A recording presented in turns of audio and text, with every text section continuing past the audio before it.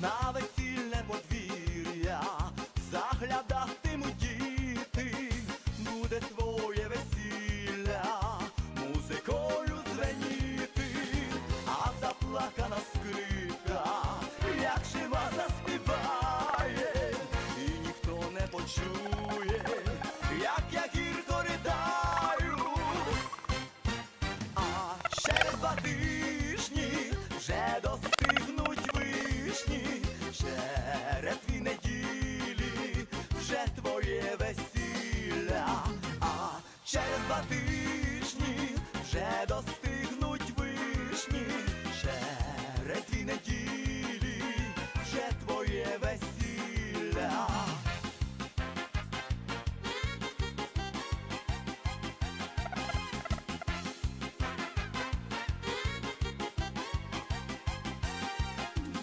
Бачив місяці зорі і дерева вечірні, як ходили з тобою ми по вулиці рідні, як з моїми зливались твої губи медові, а серця наші рвались до єдиної долі. А через 2 тижні вже достигнуть вишні, через 2 неділі вже твоє весілля. А через 2 тижні вже достигнуть вишні, через 2 неділі вже твоє весілля.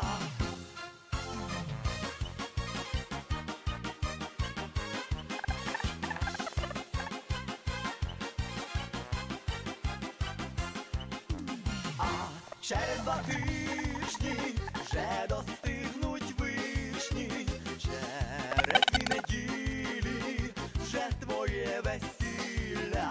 А через 2 тижні вже достигнуть вишні, через 2 неділі вже твоє весілля.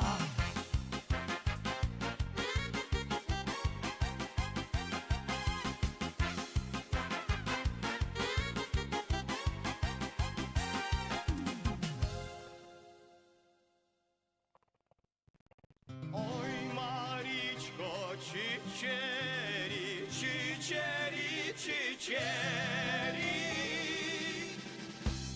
розчеши м'я кучері, кучері, кучері, розчеши м'я кучері, кучері, кучері, шидірі-дірі-дідай, шидірі-дідана, шидірі-дірі-дідай, шидірі-дідана.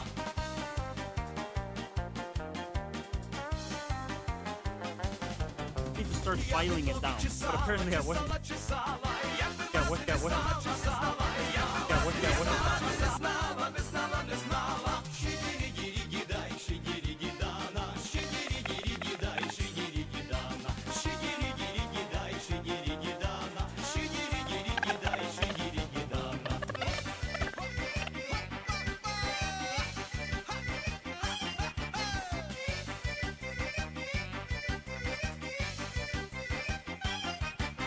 Мати буде дивити, дивити, дивити, як я буду ганьбити.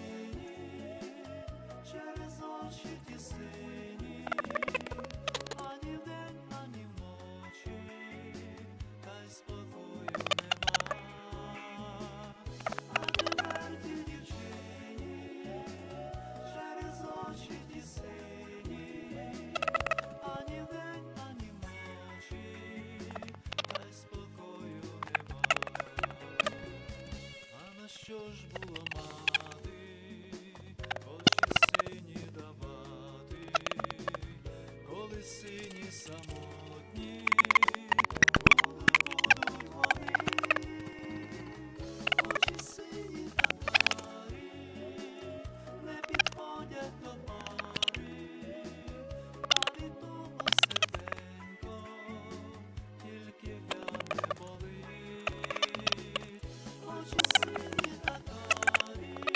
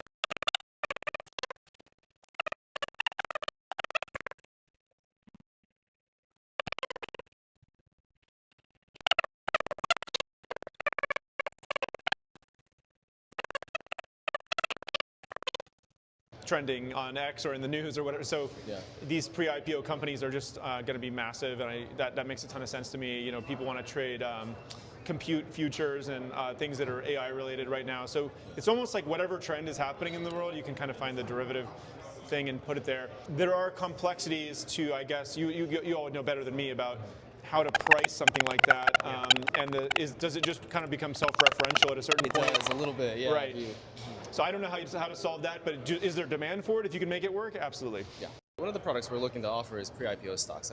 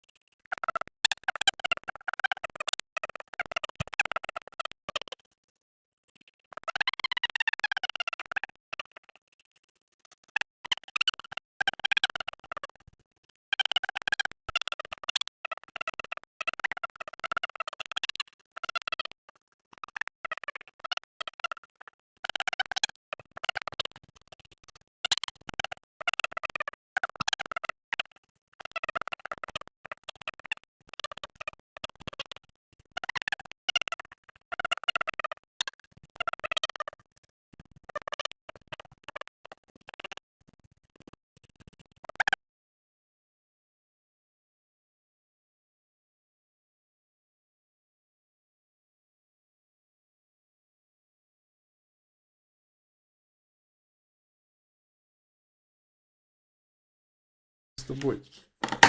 Так, вроді запустився. Я думаю, що він веде своїх фоловерів не туди. 100% не туди. Як взагалі цю всю двіжуху? Взагалі на це обращати увагу не стоїть, цих на великих чуваків. Якщо ви тільки недавно в крипті, там для вас ці заяви взагалі якийсь смисл мають, то, скоріше за все, ви просто недавно в крипті. Я дивлюсь, от люди там його перепощують. Щас біткоін хезбон, глобал консеквенс. Так, ну це він.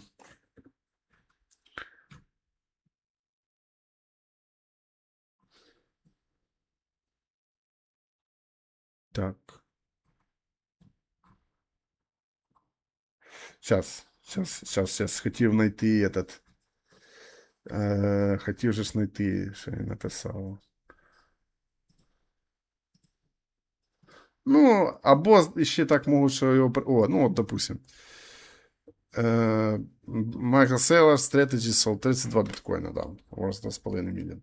Ну, коротше, це моя точка зору, що це повний бред.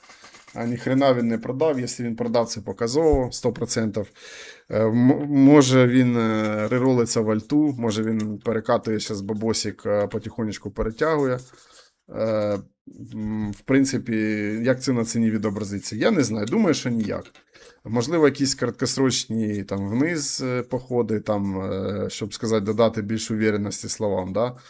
Але яку-то там серйозні спади, я не думаю, що. Можливо, будуть проколи, але все просто настроєно так, що, скоріш за все, що ми будемо бачити більш... Бо ринок альти вже, я не знаю, на такому дні зараз. Просто треба щось срочно з цим робити. Іначе ми так взагалі крипту потеряємо. Що дуже не хотілося б. Тому що все-таки хто там вірить, не вірить, да, в крипту, хтось там каже, що це скам, розвод, ну, хто не користується, я не користуюсь в повсякденному житті, наверное, там,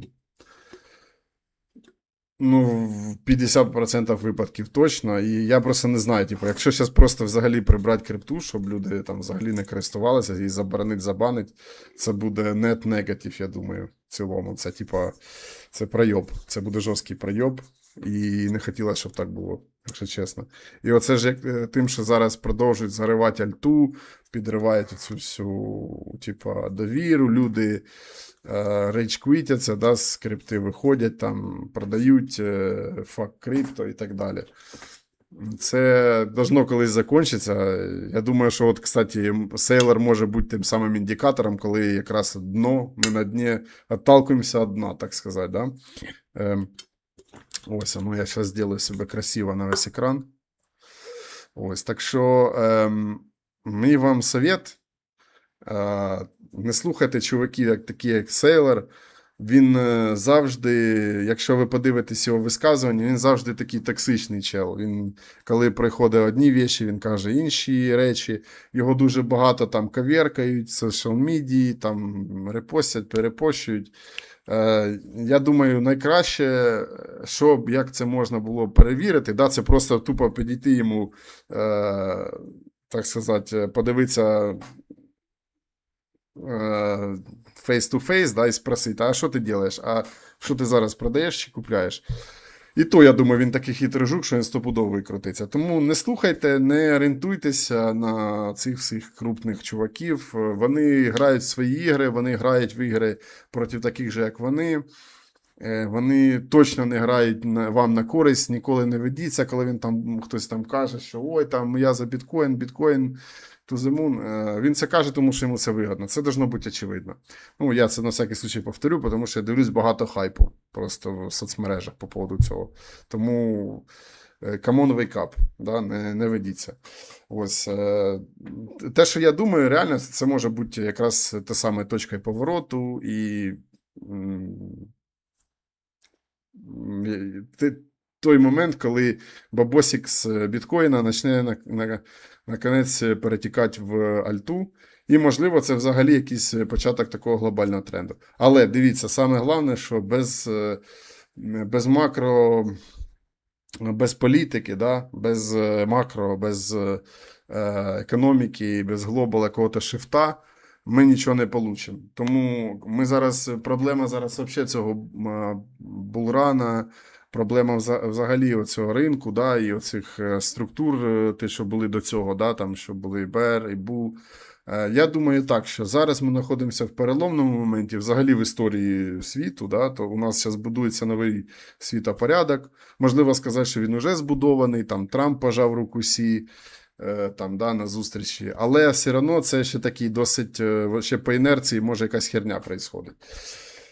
Того ми чекаємо новий світопорядок, ми чекаємо новий а-ля типа Gold Standard, да? Ми чекаємо щось типа долар резервна система, щось нове. Ну, очевидно, що це буде долар стейблкоін, там і все на цьому зав'язане.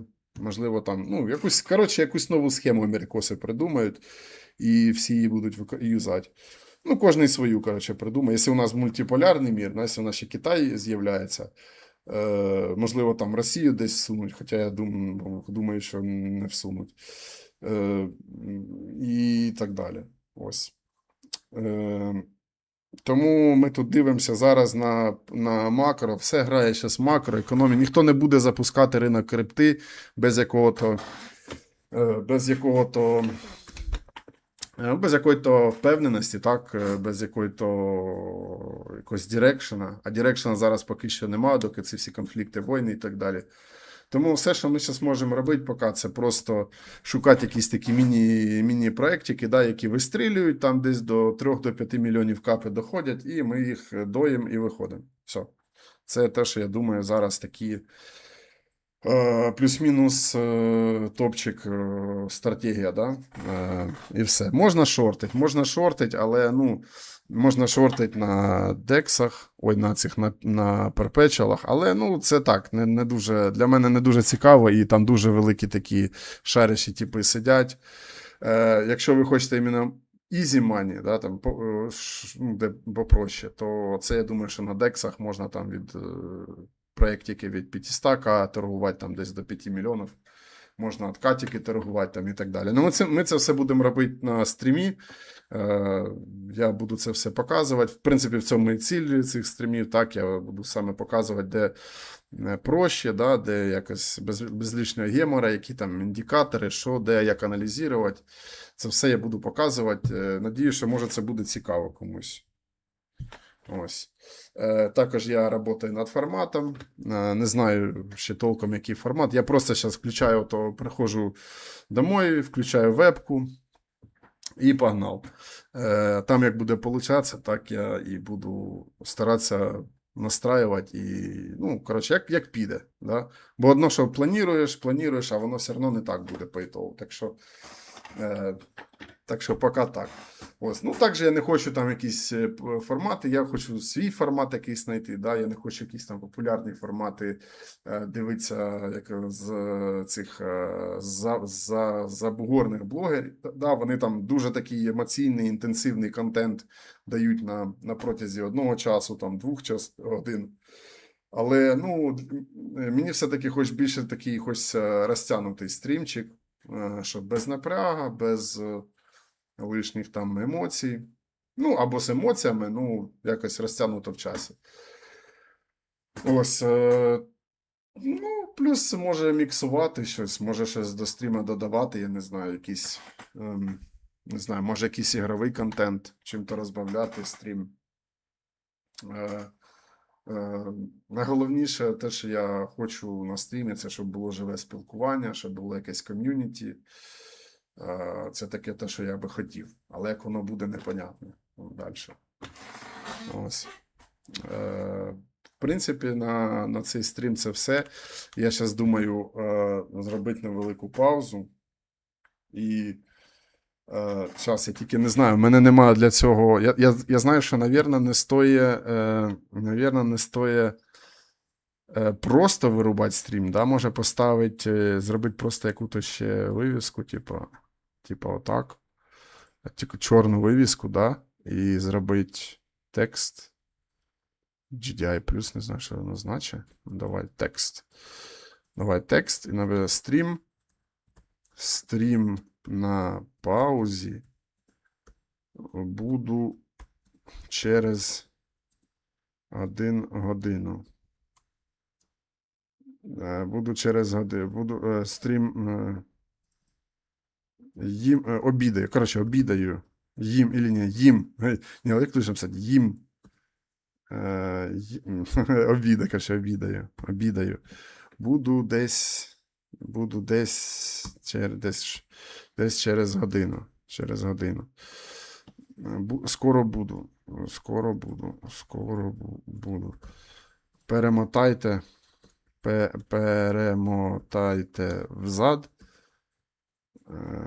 для контенту. Отак от. На Ютубі. Так, Text Transform. Все, окей. Так, хорошо. Трошки ми це... Ой-ой-ой, де? Так, ребята, блядь. Так от. Ну куда ты тик, блядь? Ёбаный, блядь.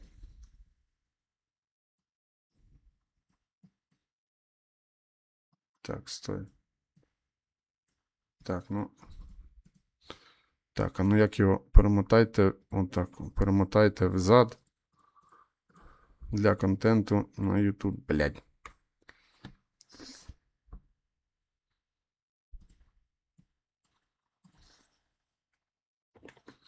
Так, коротше, це ну, треба потім якусь, мабуть, зробити топову. Просто хочеться, щоб стрім був постійно увімкнений, да? Так же ж, мабуть, краще в'ювери формяться. Да?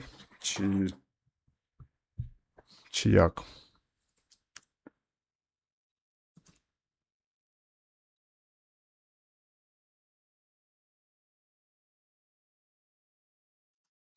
Ось так, хорошо.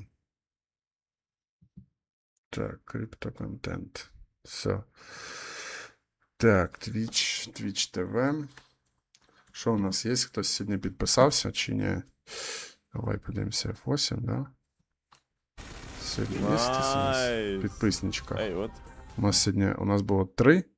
Може хтось залетів, так побачив. Ага, як було 3, так і осталось. Ну, окейушки. Окейушки.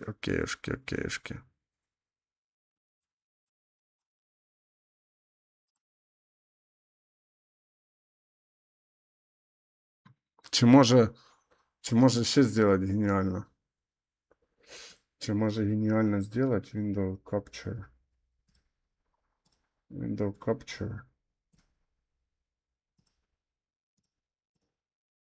Capture. Текст у нас наперед, отак, да?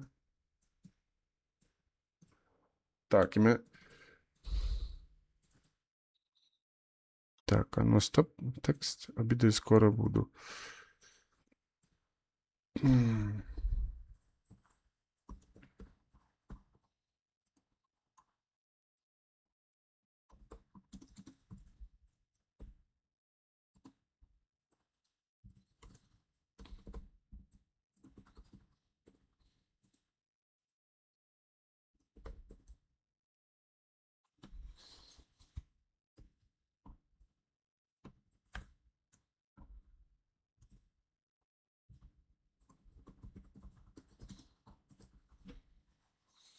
Так. Так, и мы сейчас включим какой-то движок.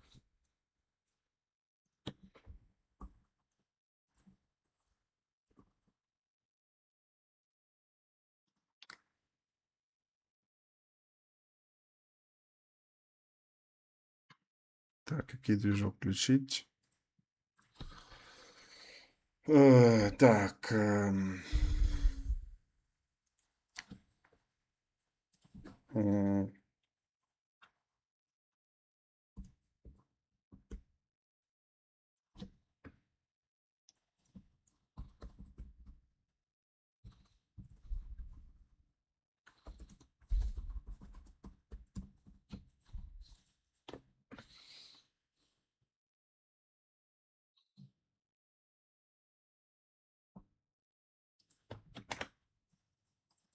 Оце, кстати, прикольний типочок. Bitcoin dropped below $72,000 today. Так, а ну On, of щас course, ми macro трошечки news, but also probably подутнемо. on the fact that Saylor broke his never sell doctrine and finally sold a little bit of Bitcoin, stating that it was to pay STRC dividends. We're going to unpack that and everything happening in the macro today. What a time to be alive. Let's go. Let's go. Let's go.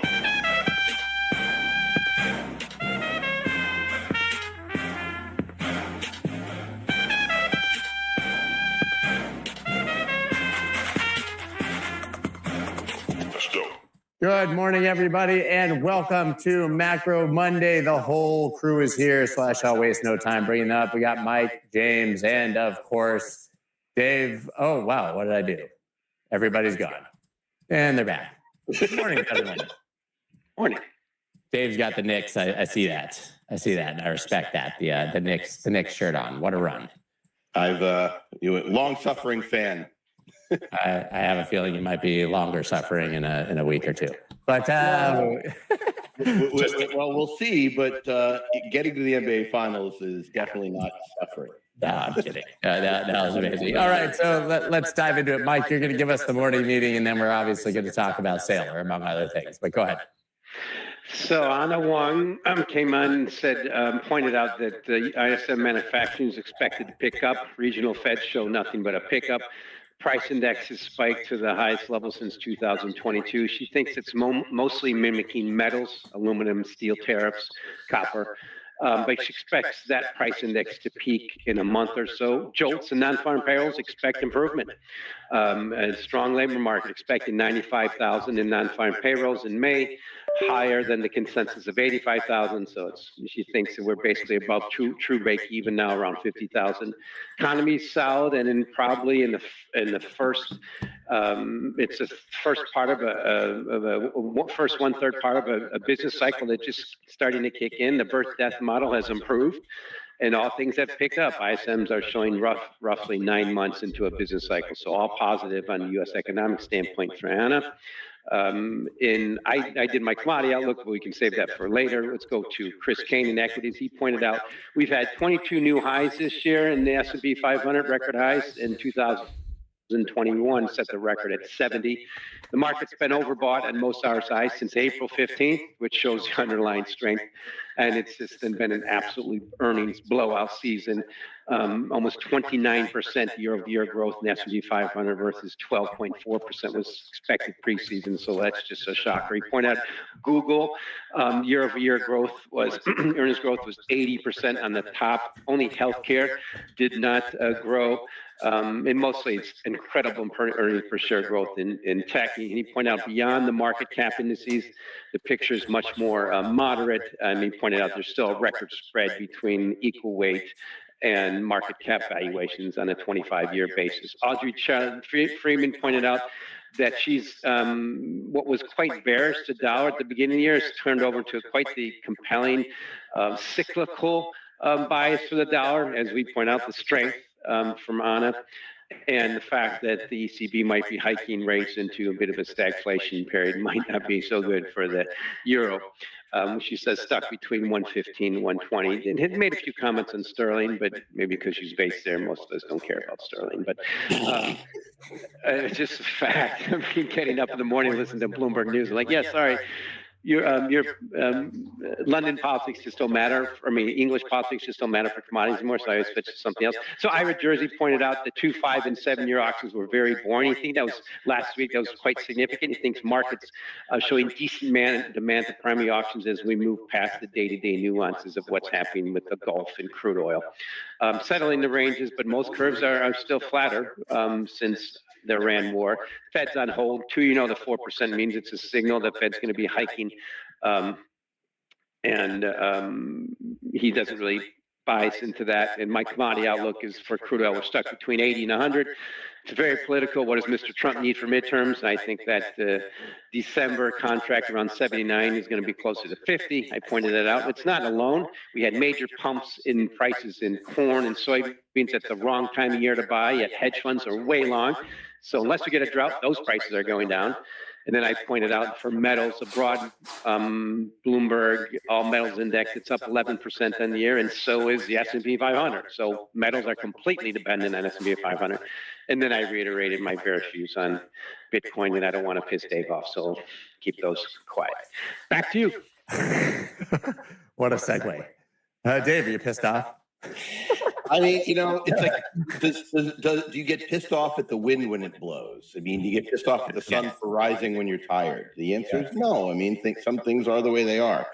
I mean, I look at Bitcoin dropping and crypto dropping because Сейлор sold the 32 Bitcoin that we saw move to those wallets last week as effectively sure. I mean, we sat here on Friday and it was trading around a whopping $240 higher than it is now, which is rounding error. And everyone on Crypto Town Hall was bearish. We're going to get a chance to buy, well below 72, probably around 70 this weekend, and et cetera.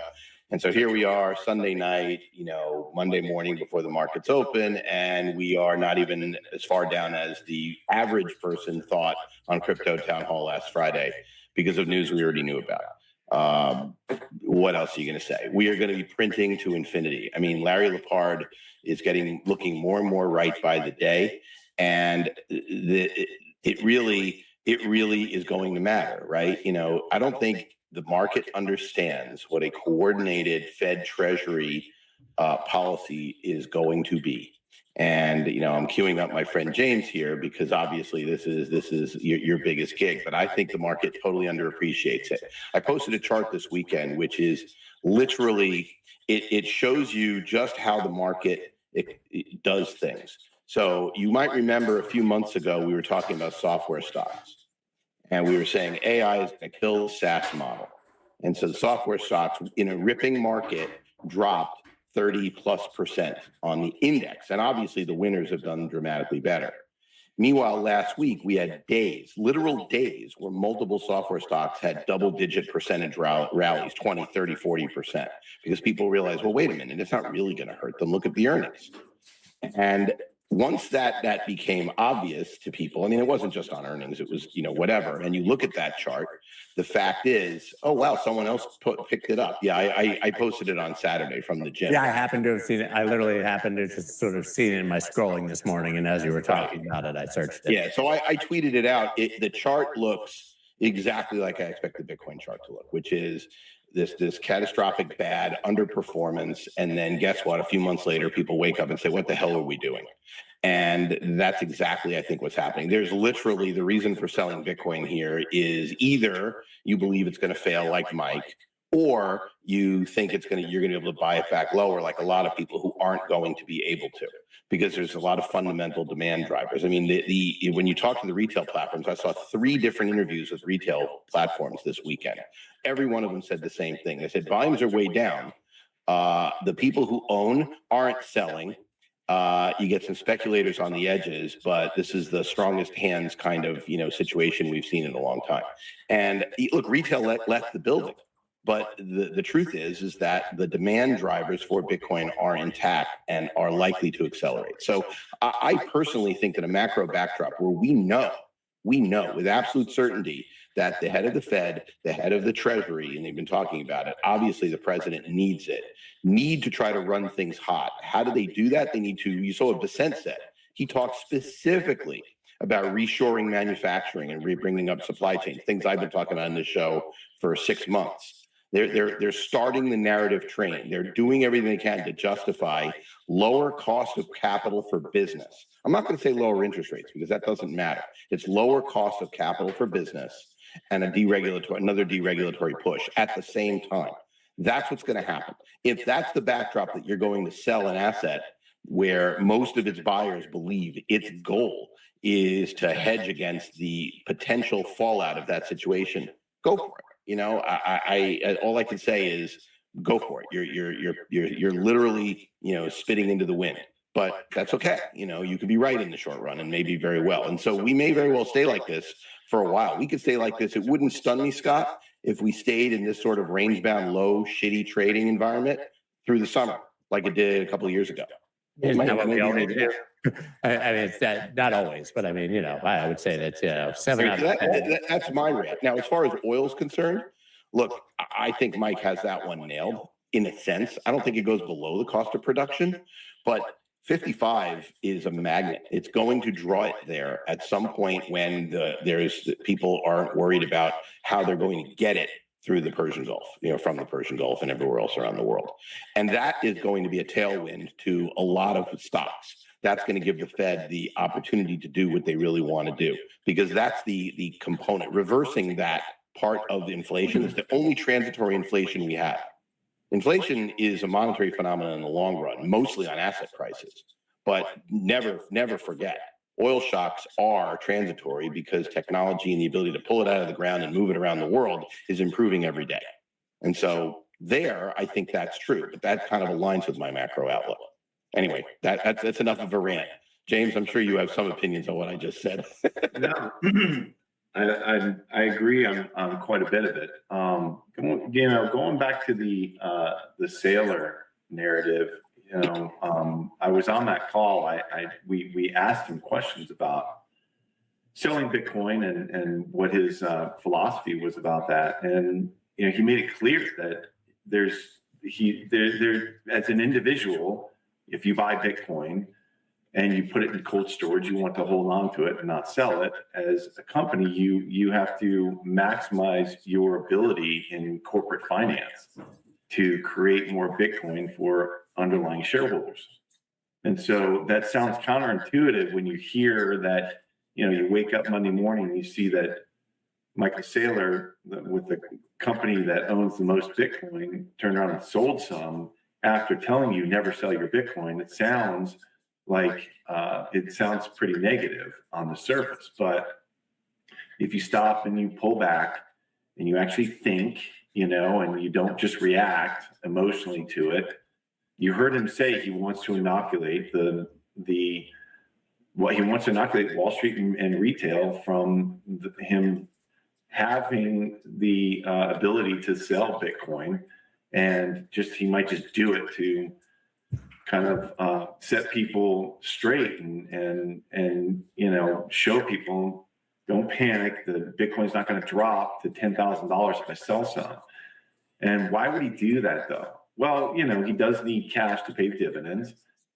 He can sell some higher cost Bitcoin at a loss and then turn around and buy it, and it strengthens the balance sheet on a tax basis, number one. Number two, he's showing ratings agencies that he's willing to sell Bitcoin in order to pay dividends on these securities. And why does that matter? It matters because they need a rating.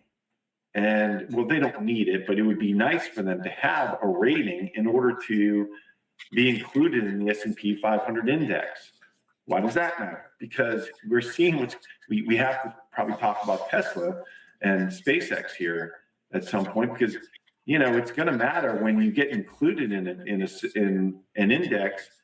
So much of just everyday movement in the market is dependent on ETFs moving in and out, and ETFs are being bought by retail, they're being bought by IRAs, and some 401ks.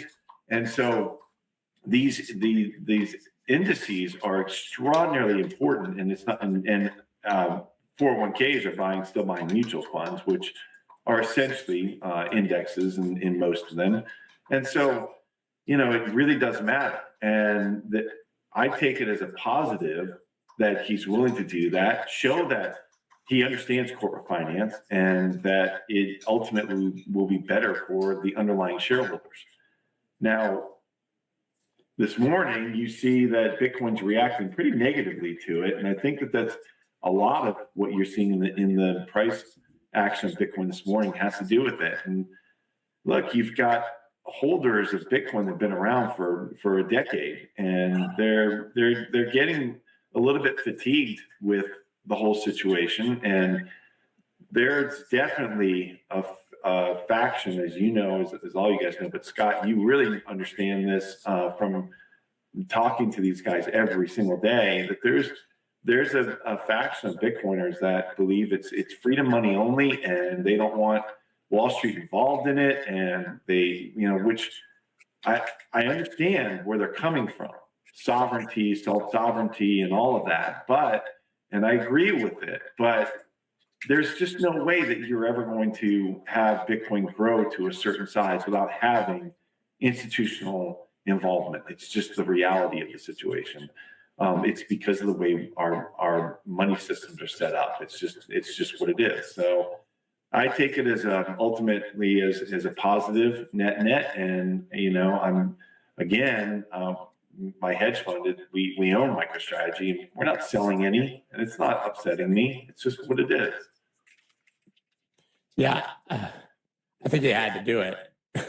I don't think he has a choice, to be quite honest. I think that he launched a SEC registered security and STRC, and you can't go tell retirees that their 11.5% yield is guaranteed by an asset that you're also screaming you'll never sell. And I think that's just it, right? I mean, he sold 32 Bitcoin. We're talking about $2.5 million for a guy that owns 800 plus thousand Bitcoin. This is exactly the inoculate the market kind of sell that he would do to follow through with that promise. But you also have to be, I think, sympathetic to the people who believed he would say never sell and don't understand the semantics, right? I mean, there's plenty of people out there who have listened to Michael Saylor say never sell, never sell, never sell forever. Sell a kidney, right? But never sell your Bitcoin. And so, if you're not sophisticated and understand the mechanics that you just described, I can see why it would cause some ripples for some people. Yeah, I mean, just put it in perspective. If he was to sell 10% of his holdings, that would be, we're talking about 80,000 Bitcoin. This is selling a few Bitcoin is just exactly what you just said. It's just a little bit of a pinprick to say, look, we'll do it. And we'll show you that it's okay. And, if he's buying it so well on the way up, he'd be able to sell it similarly on the way down. And it shouldn't impact the market, except psychologically, people they're just bent around this concept that, well, he lied. He said he'd never sell it. And there's two different communications there. And as the CEO he's not the CEO, he's the chairman of the company he founded, and he's running this strategy. He's got to show the market that he's willing to do exactly what you just said. That's right. So, and it's just a reality of the situation. He's got STRC is backed by the Bitcoin on his balance sheet, and he's showing that he's really backing it. And so that's what it is. Yeah, I mean, I just like inside baseball, as I've said, and I've maybe mentioned on this show, but, I woke up that Wednesday morning with, Dave and I were meeting up at Consensus, and my headline was Saylor, says he'll sell some Bitcoin and inoculate the market. And I had Saylor on the docket at 8:30 a.m. for an interview. And I'll tell you something, I've interviewed Saylor a lot of times. I've never had his team say, please submit the transcript for clearance from the SEC before you release it. And that happened this time. Right. So now when he does an interview, the SEC needs to see the transcript before we're allowed to release those interviews. All that means is he doesn't have the money Elon Musk has to fight the SEC because he's gotten in trouble for his interview statements. But look, I just did a post, which I think is important for people to understand. I made the statement that if I worked for Fong Li and Saylor and Strategy as their, a trading advisor, 100% it is true that selling small tactical amounts when I have tax losses would be a major part of the strategy to help me buy algorithmically cheaper. It is undeniable. I actually, in my book, which I have now submitted to the publisher, it's not going to be evidently, I'm like 80% through it. I'm 80% through the book. I don't know if you got to the part where I fought with compliance literally over the following. And I got a no, which was, can in a buy algorithm you sell in order to push the price down so you could buy it cheaper if you detect such actions would be helpful? And compliance said no, as a part of a broker dealer, because you're holding orders and you have to do what the order said. But that is absolutely not true if you're the end buyer, if you're a hedge fund, if you're whatever. And so a lot of people know that there are liquidity times and signaling times in the market when zigging when you zag, obviously doing the opposite of what people expect in a loud way allows you to acquire cheaper or sell at a higher price. It is well understood in market circles. I actually tell a story in the book about how when I first went to talk to our first NASDAQ trading meeting, and I was watching them train a NASDAQ trader, and they had just gotten a buy order for Microsoft for 250,000 shares. And so, Tom was doing the training and Dan was the trainee. And Tom says to Dan, okay, the first thing you do when you get an order to buy a large block of stock is put a sell offer out in the market. That was back in the day when it was their own quote. So it was quote legal. That would be called spoofing today. But back then that was de rigueur. It is completely normal. And so this notion that people think they know what's going on, when Сейлор said in the SEC approved transcript, or not the compliance approved transcript, that we may be selling, but during that same period of time, we're more likely to be a net buyer. Understand what that means. That means market, you no longer can look at these moves and trade off them reliably. So, which explains partially why, a sell of a few thousand or a few Bitcoin, basically has had, it's rounding error. It's a couple percent in Bitcoin. That means nothing. It's not anything close to what people would expect, because smart traders know, we could be getting faked out here. And so looking at this objectively, and I'm not saying they're doing it smarter. I've been a huge critic of Сейлор's trading strategy from the beginning. I think that they've left a lot of money on the table, and as a shareholder, it annoys me. But that's a different story, and I'd be happy to have that conversation with any of them to explain why in detail. Yeah.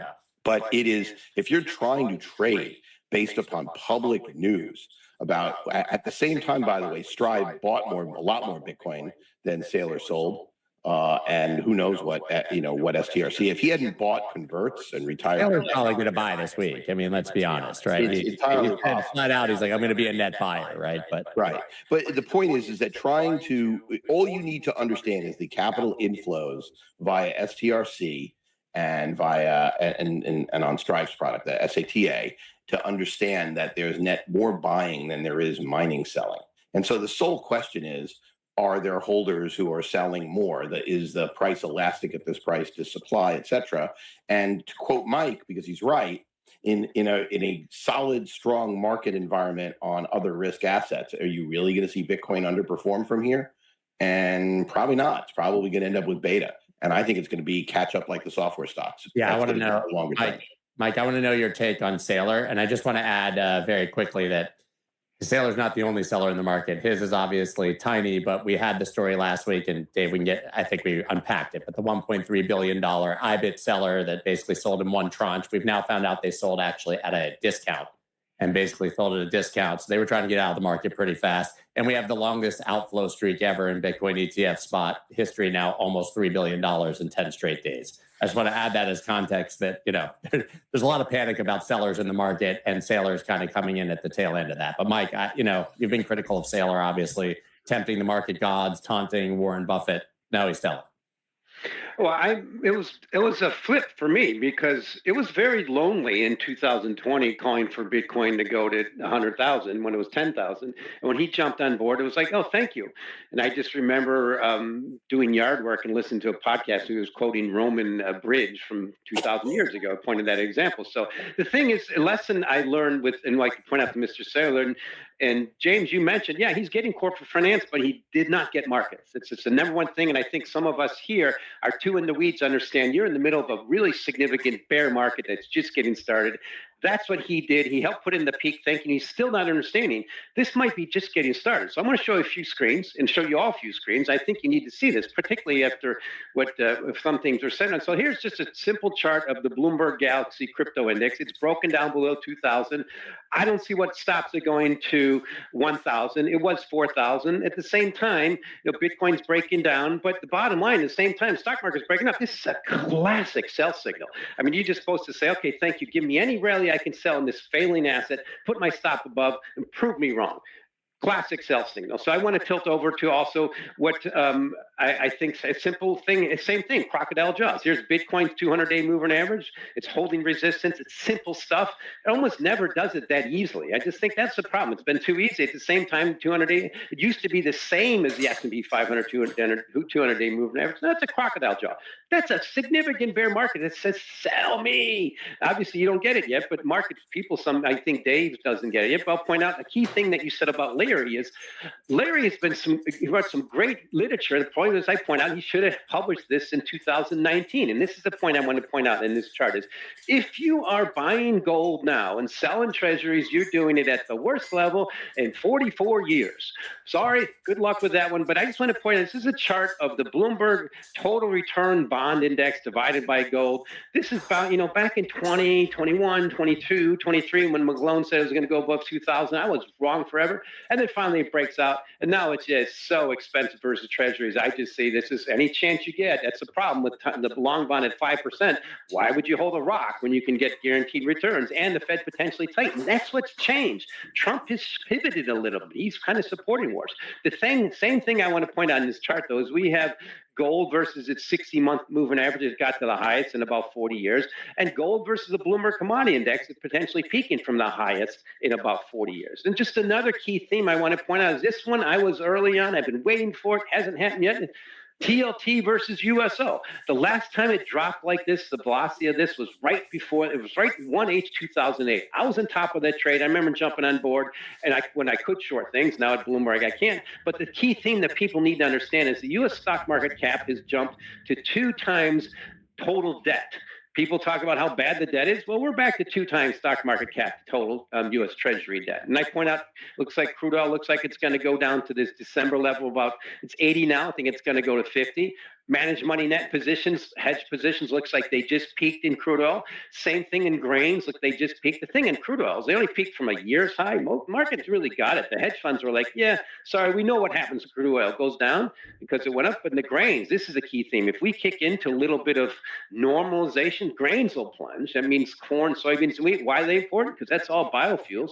And then I want to point out one key theme in all cryptos. Tether. It's on its way to be number 2. Right now, it's number 3. All you need is Ethereum to drop to near 1,600. So Tether's going to be number 2. So the most enduring trend in cryptos, I fully expect it to continue, and that's Tether flipping and everything. So there's my macro outlook, and I think be careful of getting into the weeds. This is a bear market, respect it. Okay, can I just make 2 quick points? Point 1, if you do the gold chart and you normalize for the amount of money that's been created, it looks very different. And I think that that's extraordinarily important because that is literally the reason people buy gold. Because in economics, when you have a supply of something goes up, price goes down. And you flip that, when the supply is money itself, price goes up. And I think that matters. So your treasury bonds, to use Sailor's melting ice cube analogy, you're being paid back with dollars that are likely to be at the current rate somewhere around 40% less valuable at the time that your 10 years is up. And so, yeah, you're getting 5%, but, it's more than eaten away by the amount of money supply growth. As long as money supply growth is 6 to 8% and bond yields are under that, you are literally getting paid back with less valuable. Your interest rate is not covering you. And that economic understanding doesn't show up in a chart. But that is a very big difference. And I think investors around the world outside of the U.S., which is where the gold buyers have been, understand this. And so that's the gold point, right? Right there. And that's why I hate using charts. I think of them as voodoo in many cases. Sometimes they work because traders follow said voodoo, and that's true, but you need to normalize them. So that's point 1. And point 2, when it comes to tethering crypto, I totally agree with you. Look, I am not an Ethereum bull. I have shit on Ethereum so many times on Crypto Town Hall. Sometimes I do it to troll people to get them to talk. But the truth is, I don't see the value. I don't. I think, I did the analysis. DTCC is, depending on who you believe, because it's a private company and it's owned, processes quadrillions of value. They process a lot more than Ethereum does. It is less than 1/10 of the market cap of Ethereum, the token, right? I don't see Ethereum's path with fees to get to a valuation that is tremendously bigger than it is today. It doesn't mean it's going to fail. I don't think it's going to fail. I think it's going to grow, and I think it's going to be important. And yes, it's not a pure utility, so it'll probably be worth more than a DTCC, which is a utility. More people have to own it, etc. But do I expect explosive growth from these levels that Tom Lee does? No, I think Tom Lee is literally wrong. I think that he's had a lot of great calls in his life, but I think Ethereum's, Ethereum's investment case isn't there. Now, does that change the fact that if we get a bull run in Bitcoin, that Ethereum might go back towards 5,000 again? Of course not. Of course it could happen. I mean, I'm not shorting it. I just am not a believer in it. And so if I'm right about that Bitcoin dominance will increase, except for one thing, that Hyperliquid will become trend, not the opposite. I mean, Hyperliquid is up because Hyperliquid has real revenues, but it's still kind of expensive. But it's basically kind of expensive the way most tech stocks are kind of expensive. Will there be more crypto tokens that actually generate real revenues? Will they be able to pass that through to token holders? Well, maybe, and that's going to be a trend too. So the total crypto, what the index will look like 10 years out, is very different than the index today. So when you start looking at the Galaxy Crypto Index, which is mostly, Bitcoin and Ethereum, understand that there's a lot going on underneath the surface. But generally speaking, you and I agree on one thing, that a lot of crypto needs to be shaken out, and the winners will ultimately, where we don't agree is I think the winners will be ultimately worth a lot more than they are today. That's a long-term outlook. Now, short-term, your guess is as good as mine. I think sideways then up. You think roll over then down. Look, if the stock market doesn't crash, then I'm going to be right. If the stock market crashes, you're going to be right. I think it really boils down to that. That's my general opinion. And I hope we do get to talk about Jamie Dimon at some point today. We can choose that one next if you want. Jamie Dimon obviously said all the quiet parts out loud and went on national TV and said shit. And the woman's reaction when he said it was pretty astounding. But he said Clarity Act is dead on arrival. Banks will do everything they can to fight it. Called Brian Armstrong once again full of shit, said the world will not bow down to this one man and his company who's spending hundreds of millions of dollars to lobby for the Clarity Act. The nuance I don't really understand is that the banks are trying to now kill the Clarity Act because they don't like the stablecoin provision. But if they kill the Clarity Act, they're stuck with the Genius Act, which is much worse for them because it allows Coinbase to offer straight up yield. I mean, I'd like James to have the chance to respond and talk before I talk, but I definitely have some thoughts here, and I think they're kind of amusing. I mean, it's obvious. You've got if you're Jamie Dimon, you don't want to turn over your free deposits. Basically where you're paying no interest on them. Then you're taking that cash, you turn around, you can lend it out numerous times, in the fractional banking system. Why would you want to be in a market now that is, allows you to pass on the yield from your stable coin, which is just ultimately for people who are listening and don't know what we're talking about, stable coins are pegged to US dollars. Tether is pegged to US dollar. USDC is pegged to US dollar, which means that they have to have fungible securities that can turn into dollars on a dime, right? So if they need dollars, they can just turn around and turn them into dollars. They act like, so what do they use? They use money market fund tactics. They can use the repo market if they want to. They can buy short-term treasuries, T-bills, and that just provides liquidity to the U.S. government. So there's a push and pull here. The government is saying, and they understand, they're like, we need stable coins. We need Tether. It's one of the largest buyers of treasuries. And that is why, Mike, it's becoming the one of the largest cryptocurrencies. Obvious. You know that. We all know that.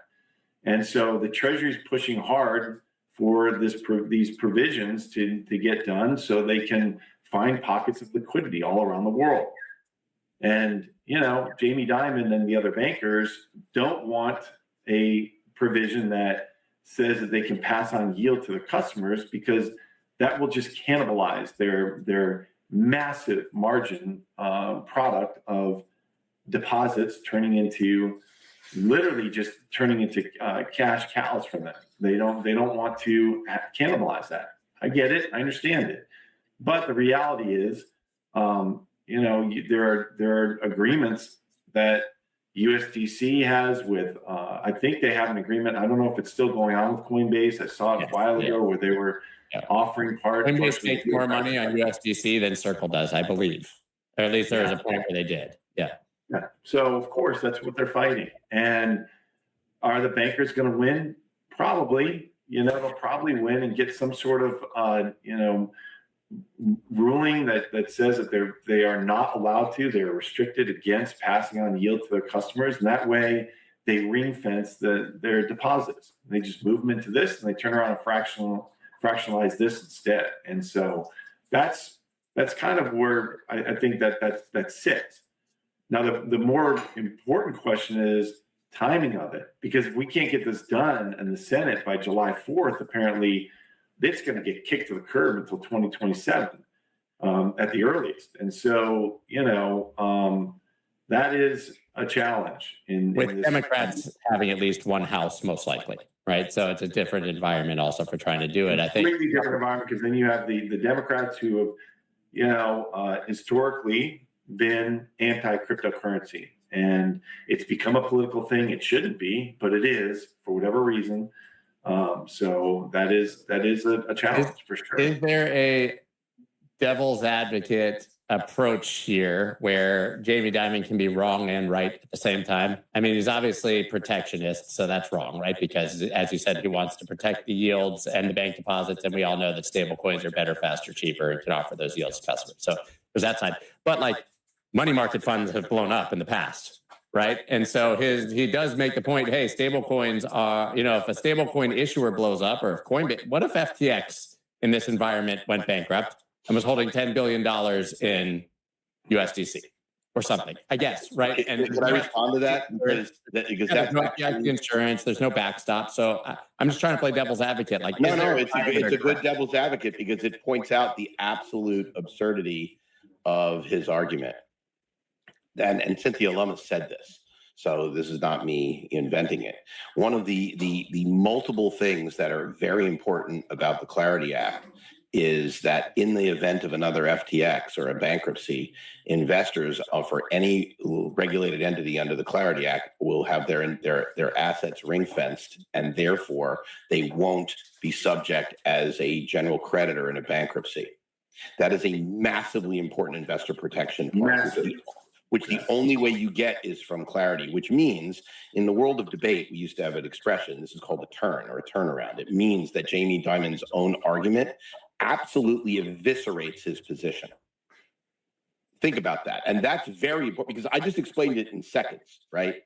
Understand, without Clarity, investors are literally subject to FTX 2, 3, 4, 5, 6, 7. With Clarity, they are not, because the only way that could happen, that investors could lose money, is for a company that commits absolute fraud and does so at scale. And even then, the investors would get first dibs on the assets, and not what happened in the case of FTX, which is massive fees to the lawyers, or happened in the case of Celsius, massive fees. While we're doing it, so that's the platform. What if, and I'm not saying this would ever happen, what if Circle blows up?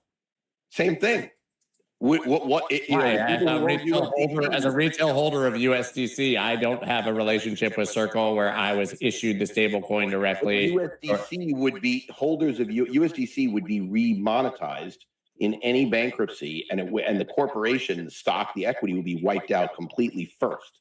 That does not happen without, well, actually, the Genius Act may actually do that in the case of Circle, but it certainly doesn't do that in the case of any crypto firm, any crypto fund. That's the important thing. And the Circle one, the other big part of this is why I know his head's up his ass. I mean, I did a post about my father. His father used to have a lot of pithy sayings.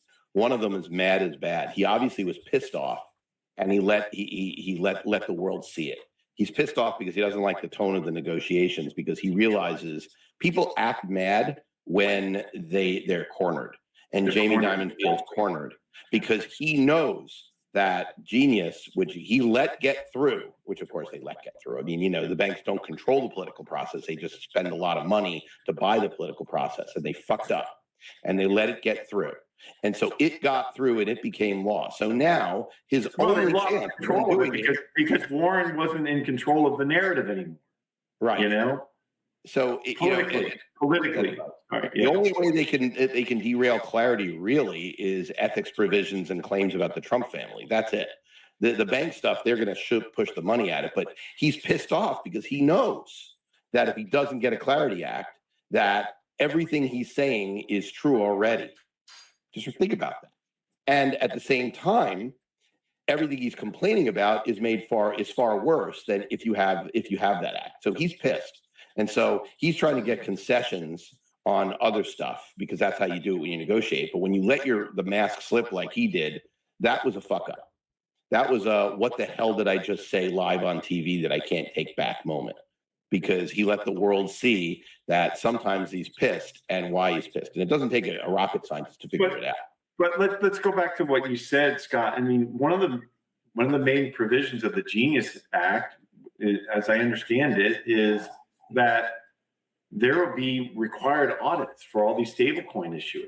You know, it's a different thing because back in the day of FTX, I mean, Tether was like, yeah, we're doing it. We'll just tell you that we're doing it, but there's no proof, right, that we're buying stable U.S. dollar based assets.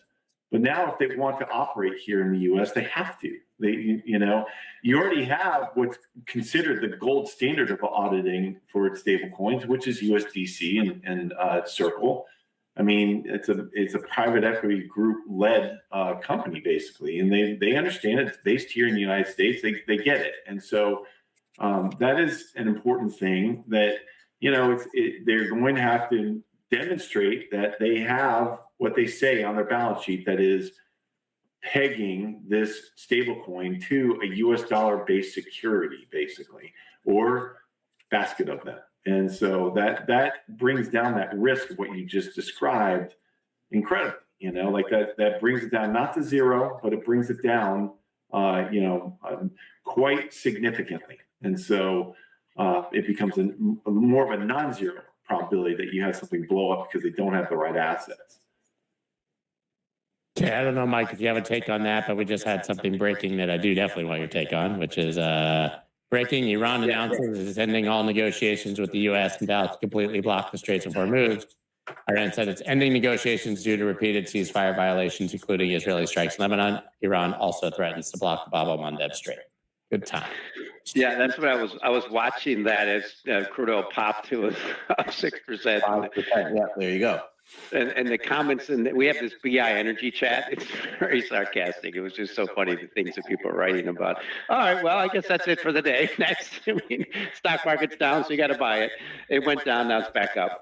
But I think what's tilt over to the macro. We're going to be fighting this battle in Trump's war. We need to point out in the Gulf for a while, and he'll figure it out. He's just going to have to cave because he needs to get elected. And he doesn't want the next president to be Democrat. If he doesn't figure it out, it's almost guaranteed. Even stock market goes up is bad now because that's inflationary. But that's a cool thing I really enjoy from this conversation about stablecoins. It's the macro I think people are missing. It's one thing that really kept me bullish cryptos for quite a while is we could look forward to, they're going to figure it out. We should be able to track this place in ETFs. And you had the traditional TradFi pushback. And finally they figured out, boom, that was great. And then we finally all knew what Trump 1.0 didn't get was, okay, so the whole space is migrating to the dollar. They're investing in treasuries. What do you not get about that, Trump 1.0? I just so loved writing about it then. What's happened now is that is what was becoming they will figure out how we can track the dollar like a money market through stablecoins. How they do it, I'll let you guys hash it out. But what that means is 90% of these silly tokens that are worth billions and track nothing will go to zero. It's just a question we of already when. expect that, though. And that's already started. That's my point. That's my point is this is just a matter of time that the number one crypto on the planet will flip in Bitcoin. It's just a question of when, and that will be tethered. People just need to point themselves. That's the trend. That's not surprising, though. That's not surprising if that's the direction of the U.S. The U.S. Treasury wants this, and if they want it, it's going to happen. They want it because they need pockets of liquidity. Period. That's happening. It doesn't matter. What's more interesting, and that's kind of that path. But what's more interesting now is turning to the markets, and this is a really important part of the macroeconomic backdrop right now, which is this: we have a company that's coming to IPO in the next few weeks, the next 2 weeks, 2.5 weeks in SpaceX, that is literally changing rules for the SEC to bring this thing to market. And this is something, for me, this is a little bit of a canary. And, you're talking about this wildly popular IPO. That's the first step. You've got SpaceX, you've got Anthropic, and you've got OpenAI are all coming soon. And I mean, yeah, buckle in, because this stuff is, this is something this is a dangerous moment for us. And why is they're that? stuffing it into index funds, like violating all the previous rules that they had, basically. So everybody, you get SpaceX, like Oprah, you get SpaceX, you get SpaceX. And removing the lockup of IPO shares, like, pre-IPO shares. I mean, this literally allows the dumping of shares for retail to become exit liquidity for the founders. Like, it's an important thing to notice here. And why is it important? It's because I think how much is coming? 75 billion, Mike, Dave, like, we're talking about just a tiny fraction of the $2 trillion valuation we're looking at here. Now, why is this important? It's important because I am literally getting phone calls from friends and family members on, how do I get into this thing? I need to get into this IPO. I want some shares. I need some shares. And you're like, hold on. Do you understand what the valuation is here? We're talking about, something that we're talking about 90 to 95x sales IPO. Like, that's what the multiple Less than 100, James. Buy it. Sorry. I mean, right. Like, that. This is the point. It's like, but the retail doesn't understand. They don't understand that. They don't care. They just want it because they think it's going up. And they're probably right for the short term. But the problem here is, does this kick off this ridiculous blow off top that turns into the bubble of, this AI just feeding frenzy? Why is everything AI related up, up in the market? Because you can't buy the actual thing yet. You can't buy the Anthropic or the OpenAI. So people are buying everything around it that they can. The picks and the shovels, and it's anything they can get that is related to it, and they're buying it up. And so that this gives you an indication that these are going to be wild IPOs, and it could cause a cascade on the other side. That's what worries me about the market. That right there. And the SpaceX IPO and the way these rules are changing around it, and it's going to force S&P indices, and trackers, whether the ETFs or mutual funds or whatever, to buy this thing, because it's going to be it's wild. And so this is something that's going to be important in the next 2 weeks. Like, buckle in, people, because I'm not so sure it's going to turn out the way that you want it. Listen, really quickly, James, ChatGPT is not perfect, Mike. ChatGPT is not perfect, but the image is really impressive, and it very quickly came up with this. You get SpaceX, and you get space. I wasn't thinking you should be handing out the actual rockets, but okay, go ahead, Mike. Well, no, yeah, James, you just echoed exactly my sentiment. The questions I was getting years ago from institutional investors about Bitcoin and cryptos were so like, yeah, I got to be bullish this space. And then the questions I got after the launch of the ETFs were exactly what you described. Yeah, what really tripped me up was when Trump got elected and put in that big peak. But what happens in markets like this with unlimited supply, the cryptos have unlimited supply, is the higher plateau makes a lower low. And we're nowhere near that. My point is that cycle started, and cryptos are warning you that, yeah, you probably shouldn't be buying into this. But the last thing I'm going to do is express bearish things about stock market, because I've been wrong forever. I just looked for alternatives. The alternative forever was Bitcoin and cryptos. That died last year. And then for most of that time, it was gold and precious metals, and that died. Particularly Larry's book might have helped put in a peak. Now there's only one game left. And when that game's over, watch out. That's when I think long bonds will drop from 5% to 3%. Well, just like they've done in the I past. just don't think it's. I don't think it's as it's there's a little bit of zero sum here because you're moving this hot ball of money from one asset class to another, and it's moving around. So it's going to move somewhere. And so if something is out of favor and something else is in favor, and then it moves, something is out of favor, something is in favor. It moves around. It's like it just disappears. Now when you do a cascading liquidity event, it can all disappear. That's the scary part, is when everything washes out. We've seen that happen 1987, 1998, 1999, 2000, 2001, 2008. Like, we've seen all this movie play like a number of times. This is not something new. But, the ball of money is always around. It's just, where is it headed? And so, this is what concerns me about these IPOs that are coming to market right now. And so we're going to see, how much appetite investors have for insane amounts of risk on the back end of these valuations. Because what was the next closest, highest valuation of a stock that came to market? I mean, there was like 6 times sales, right? Not 90. Like, this is just, it's ludicrous level. So I back you up on that. That's my point, is there's only one game left in town right now. It's the stock market. It's certainly not cryptos. Everybody's getting out because they made the mistake, and now they're what's left? They got into precious metals. That one they're getting. I mean, there's only one game. When that game ends, that's your big trade. And so this is it. We're in the end game. The question could last for a while. Well, I mean, so your trade is to buy the long bond because you think that people are going to go into riskless assets, the treasuries, on the backside of a market collapse. Wealth reversion. That's all. It's just what you point. It's what's happened in cryptos. You just take wealth and it disappears when prices go down. We haven't had that in most of the people who trade on this environment in lifetimes. Now we've seen this before. Just a little wealth reversion. Just a little. Okay. Here's one simple thing. One little fact. Right now, gold volatility is 2.3 times S&P 500. Crude oil volatility is like 3 or 4 times S&P 500. That's the most in almost 20 years. I just fully expect volatility in the stock market to migrate toward normalization. And I've been wrong. But it's only May, actually 1st of June. So let's see how things look by October. Yeah, well, I think it's going to be an interesting summer, to say the least. And I don't expect the market to crash between now and the end of the summer. But, you never know when a black swan rears its ugly head. That's the point. Nothing can make the stock market go down now. Can I ask some questions? Because we don't know the answer. I don't know the answer to this. Do we have any idea how much of SpaceX private stock was bought by index funds and are held by index funds in anticipation of going into the index?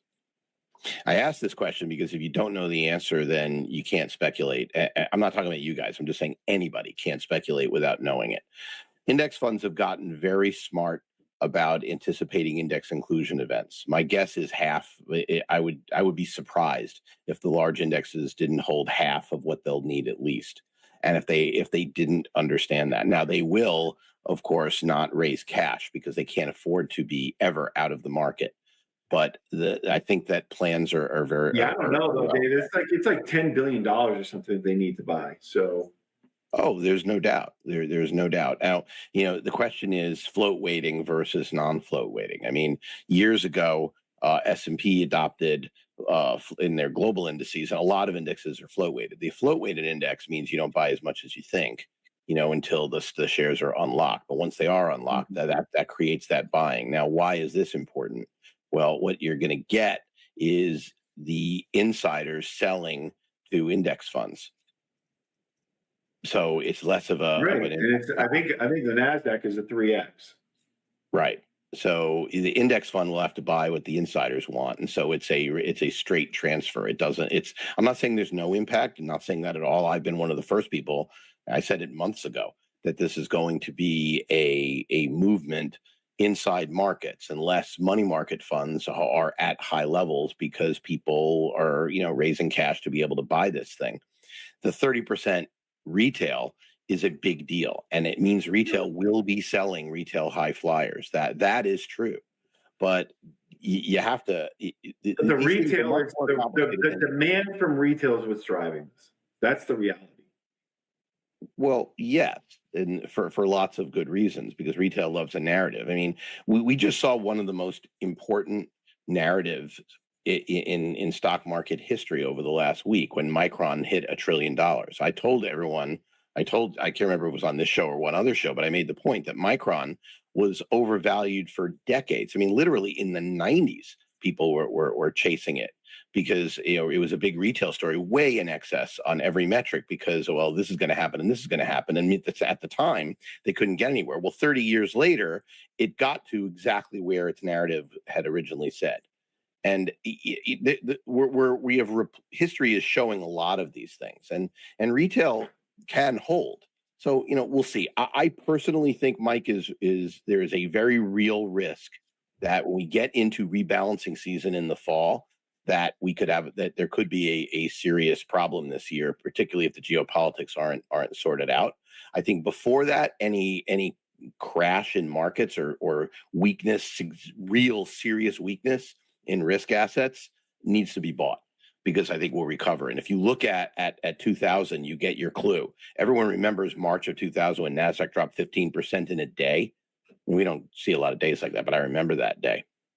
It had fully recovered by July, right? If we get a major sell-off on the back of SpaceX and other IPOs in June, July, it's going to fully recover by September. Now, it doesn't mean that it can't do what it did in 2000, which is have a massive sell-off as we get the midterms looking like it's going to be a wipeout, blah, blah, blah, blah, blah. There's any one of a number of reasons that could cause that. I actually don't think it's going to happen. I do think it's possible, though.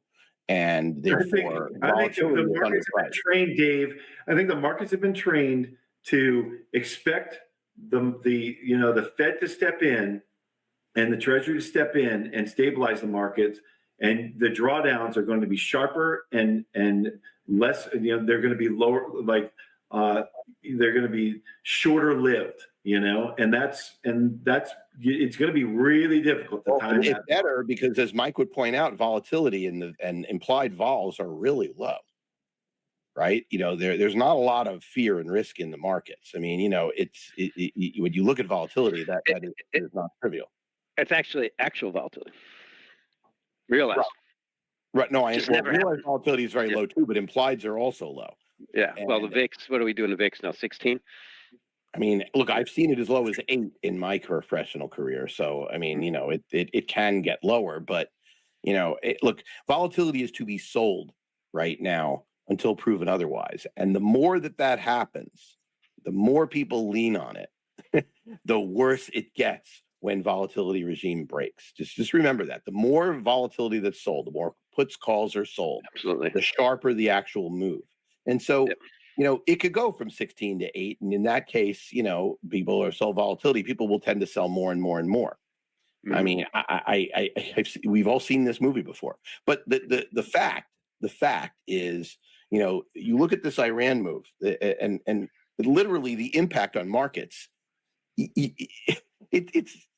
Oil is up 7% or 8%, depending on which one you're looking at. But, the stock market, yawn, flat. I mean, down less than 0.25%.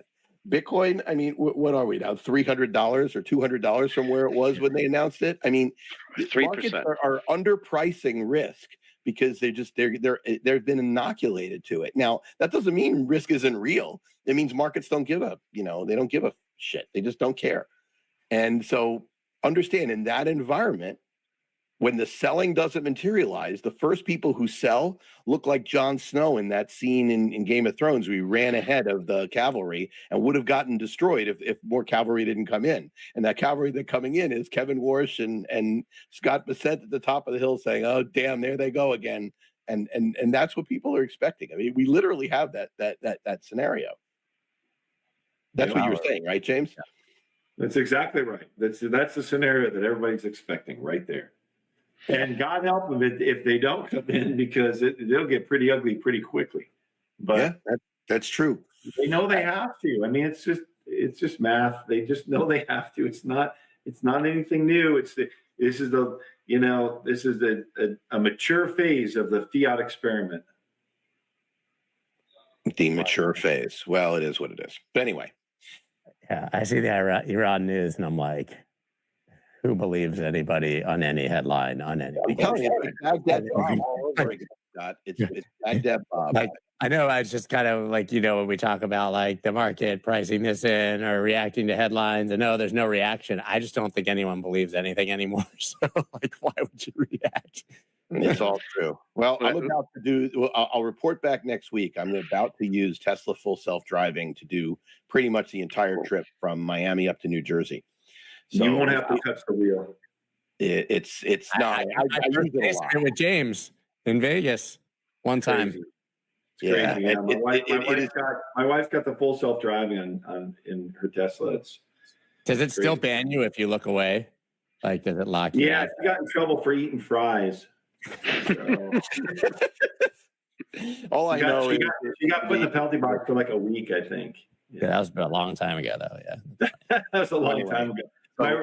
To summarize, Jamie Dimon, full of shit, angry, acting like a spoiled child, and letting the entire world know that he wants his hundreds of millions of dollars in subsidies, and he's pissed that he gave them up last summer, and now he wants to get them back, but doesn't know what to do about it, and is willing to sacrifice investors for it. And it's unfortunate because, I used to have a pretty high opinion of him in general, but I think in this particular case, this was bad.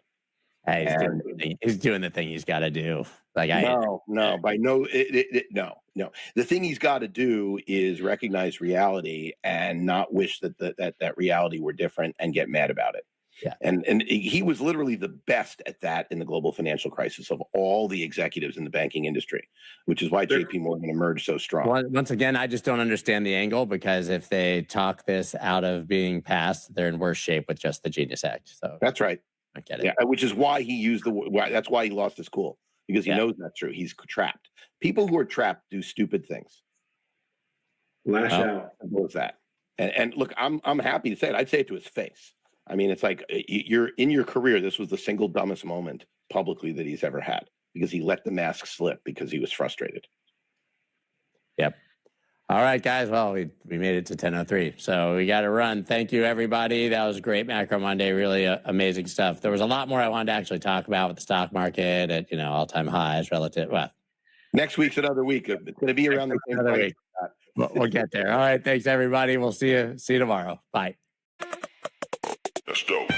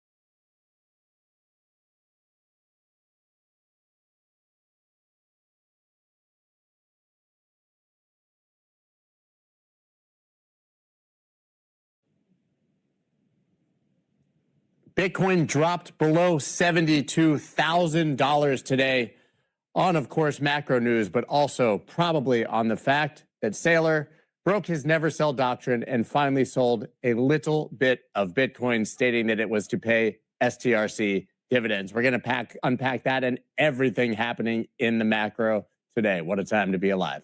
Let's go. Let's go.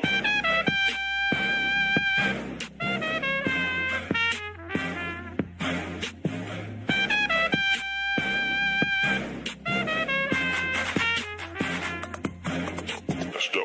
Good morning, everybody, and welcome to Macro Monday. The whole crew is here, I'll waste no time bringing it up. We got Mike, James, and of course, Dave. Oh, wow, what did I do? Everybody's gone. And they're back. Good morning, gentlemen. Morning. Dave's got the Knicks. I see that. And I respect that. The Knicks shirt on. What a run. I've you a long-suffering fan. I have a feeling you might be longer suffering in a week or two. But we'll see. But getting to the NBA Finals is definitely not suffering. No, I'm kidding. That was amazing. All right, so let's dive into it. Mike, you're going to give us the morning meeting, and then we're obviously going to talk about Сейлор, among other things. But go ahead. So Anna Wong came on and said, pointed out that the ISM manufacturing is expected to pick up. Regional Feds show nothing but a pickup. Price indexes spiked to the highest level since 2022. She thinks it's mostly mimicking metals, aluminum, steel tariffs, copper. But she expects that price index to peak in a month or so. JOLTS and non-farm payrolls expect improvement. A strong labor market expecting 95,000 in non-farm payrolls in May, higher than the consensus of 85,000. So she thinks that we're basically above true break even now, around 50,000.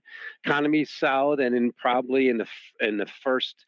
It's a first part of first 1/3 part of a business cycle that just starting to kick in. The birth-death model has improved, and all things have picked up. ISMs are showing roughly 9 months into a business cycle, so all positive on the U.S. economic standpoint for Anna. I did my commodity outlook, but we can save that for later. Let's go to Chris Kane in equities. He pointed out we've had 22 new highs this year in the S&P 500, record highs in 2021 set the record at 70. The market's been overbought at most RSIs since April 15th, which shows the underlying strength. And it's just been an absolutely earnings blowout season.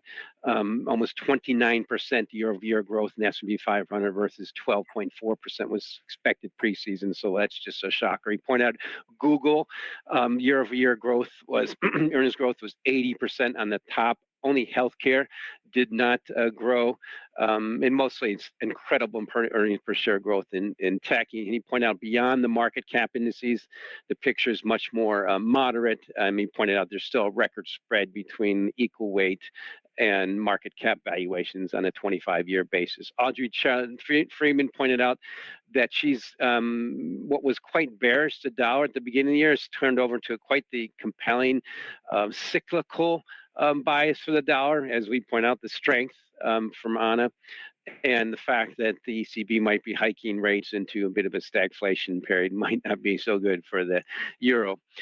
She says stuck between 115 and 120. And had made a few comments on sterling, but maybe because she's based there, most of us don't care about sterling. But it's just a fact. Getting up in the morning, listening to Bloomberg News, I'm like, yeah, sorry. Your London politics just don't matter. English politics just don't matter for commodities anymore. So I switched to something else. So Ira Jersey pointed out the 2, 5, and 7-year auctions were very boring. He thinks that was last week. That was quite significant. He thinks markets showing decent demand to primary auctions as we move past the day-to-day nuances of what's happening with the Gulf and crude oil. Settling the ranges, but most curves are still flatter since the Iran war. Fed's on hold. The 4% means it's a signal that Fed's going to be hiking. He doesn't really bias into that. And my commodity outlook is for crude oil. We're stuck between 80 and 100. It's very political. What does Mr. Trump need for midterms? And I think that December contract around 79 is going to be closer to 50. I pointed that out. It's not alone. We had major pumps in prices in corn and soybeans at the wrong time of year to buy, yet hedge funds are way long. So unless we get a drought, those prices are going down. And then I pointed out for metals, a broad Bloomberg All Metals Index, it's up 11% on the year, and so is the S&P 500. So metals are completely dependent on S&P 500. And then I reiterated my bearish views on Bitcoin, and I don't want to piss Dave off, so keep those quiet. Back to you. What a segue. Dave, are you pissed off? I mean, it's like, do you get pissed off at the wind when it blows? I mean, do you get pissed off at the sun for rising when you're tired? The answer is no. I mean, some things are the way they are. I mean, I look at Bitcoin dropping and crypto dropping because Сейлор sold the 32 Bitcoin that we saw move to those wallets last week as effectively sure. I mean, we sat here on Friday and it was trading around a whopping $240 higher than it is now, which is rounding error. And everyone on Crypto Town Hall was bearish. We're going to get a chance to buy, well below 72, probably around 70 this weekend, and etc. And so here we are, Sunday night, Monday morning before the markets open, and we are not even as far down as the average person thought on Crypto Town Hall last Friday because of news we already knew about.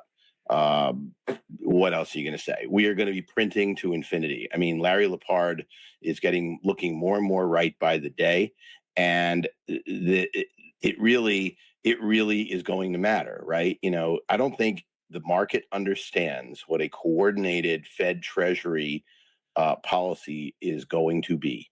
And I'm queuing up my friend James here because obviously this is your biggest gig, but I think the market totally underappreciates it. I posted a chart this weekend, which is literally it shows you just how the market it does things. So you might remember a few months ago we were talking about software stocks, and we were saying AI is going to kill the SaaS model, and so the software stocks in a ripping market dropped 30+% on the index. And obviously the winners have done dramatically better.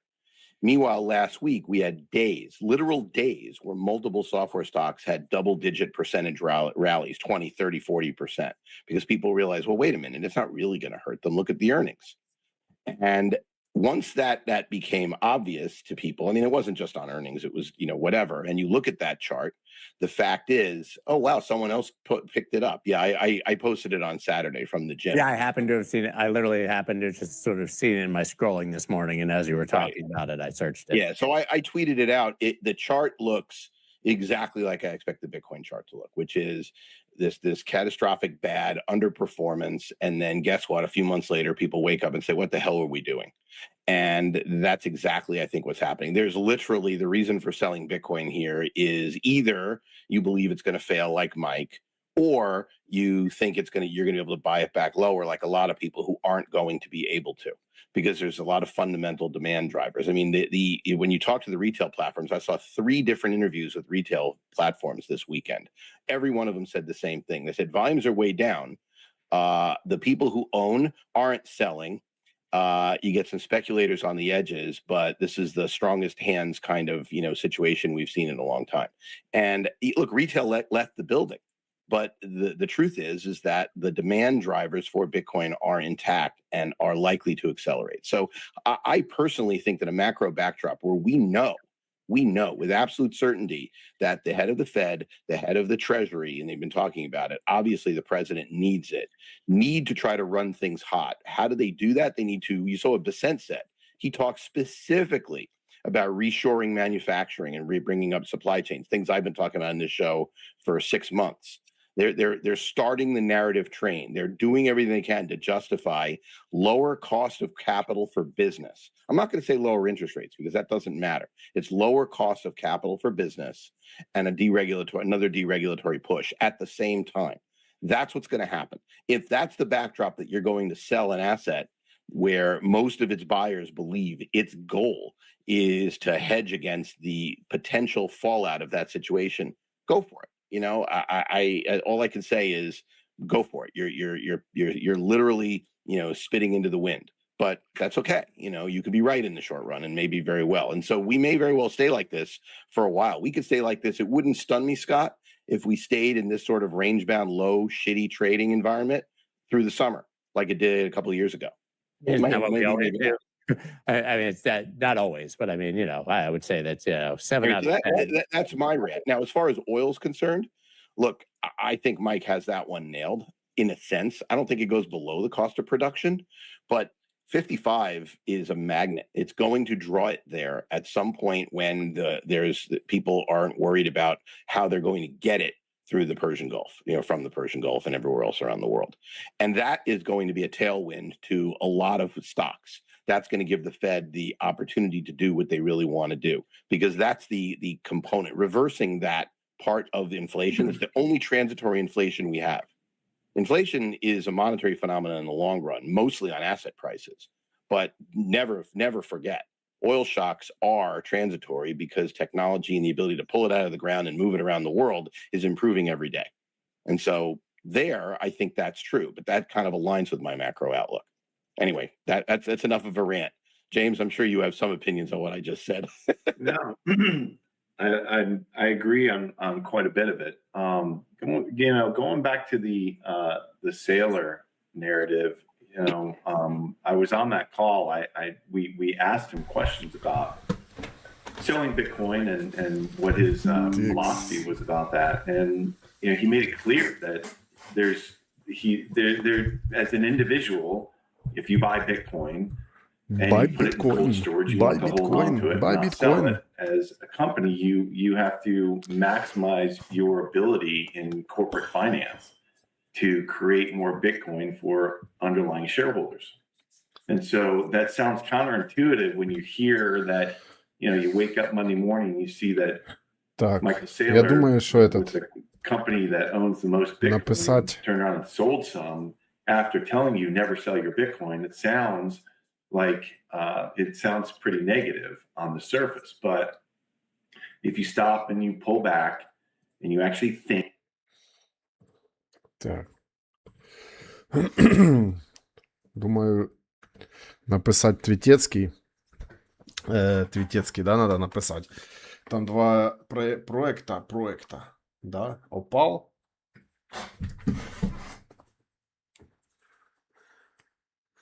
Опал.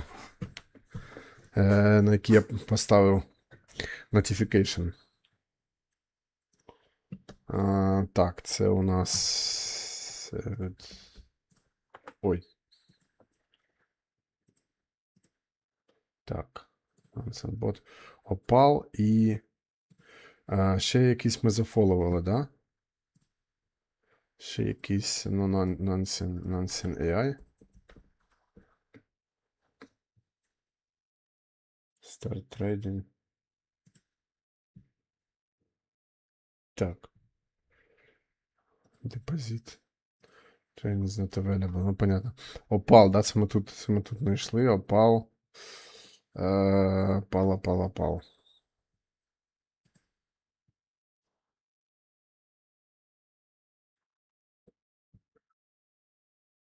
Bill Butterfly. Ну, да, це. Так. Опал і ще який-то один, да? По-моєму, ми його знайшли через Моні. По-моєму. А ну-ка, давай ще раз. CoinVest. Ну так, CoinVest Prism. По-моєму, Prism. Ну, щось там не то.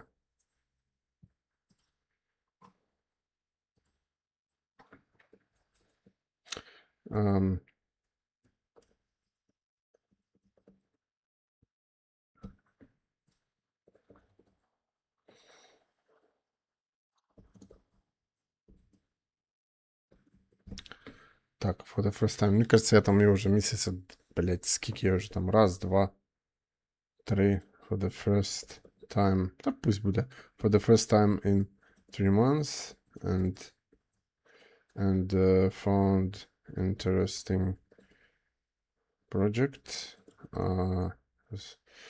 Search Opal. Opal, да? Opal. Crypto. Опал, наверное, вот это, да? Опал. Ух ты, прикольно, вообще класс. Нихуя, ой, нихера себе, як воно класно сделано. Красота, вау, вау. Ну це воно чи ні? 0039. 0039. А ну, сейчас. Синевай, ще раз давай. Та, блядь, давай нормально. Щоб этот. Так. Воно ж десь у мене должно бути в watch-листах, правильно? Watch-list tokens. Rectangle, та не rectangle, то. Бля, Smart Alerts. Опал, Big Buys. Хорошо, а що таке опал? Опал. Це правильний опал? F815C. Це той опал? А, тут же не пишеться, да? Can I please check it? Та йобаний ти, блядь, оце його. Ну, наверное, ж він, да? Ладно, опал. Ну, а, ні, це не тот. Це фек. Ось настоящий. Не, блин, Твиттер, давай. You can do it better, блядь. Opal Fuels. Так, а може этот...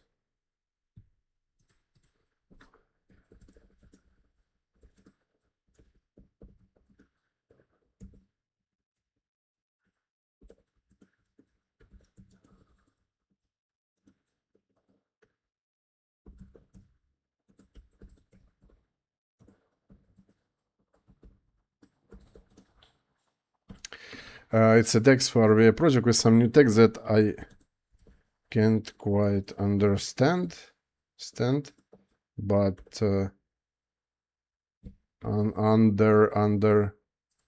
understand, да, understand, but should fix, but on a paper it should fix counter trading problem. Trade scanned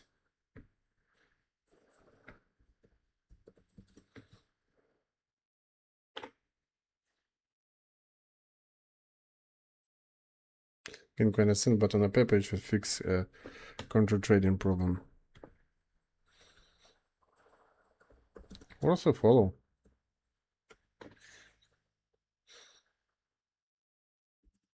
I followed.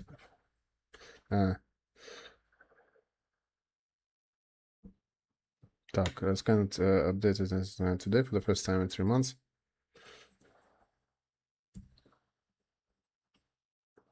Cool new UI.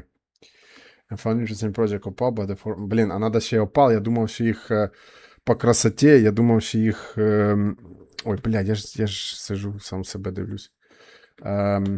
Я думав, по красоті ще їх відмітить, да? Opal. Опал. Оу, пал. Оу, тебе такий пал. О, твій пал. Простите. Так, пал Performer. Пал Dex Exchange. Так от, для красоти. Все для підписничків. Підписулечок. Для наших братанів американських. Так. Tried. Да, скоротен tried. For the first time in 3 months. And found cool. And found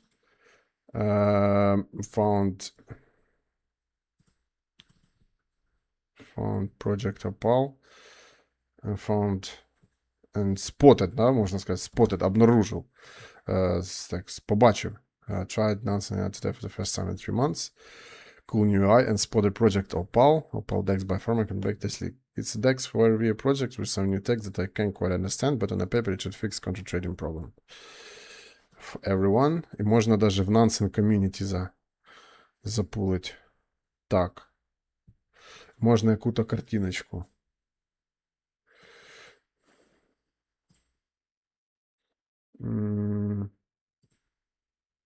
Можна яку-то картиночку. А яку картиночку? Красивенькую, да, такую какую-то? Does it hides and pays out everything.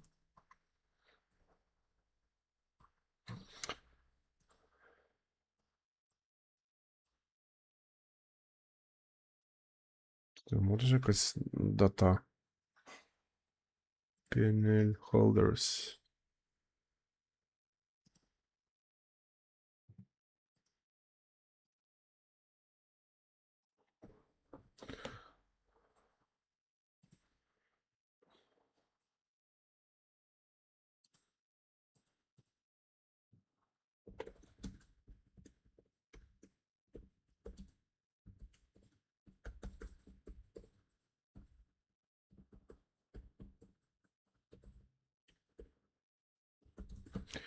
Keep buying lately and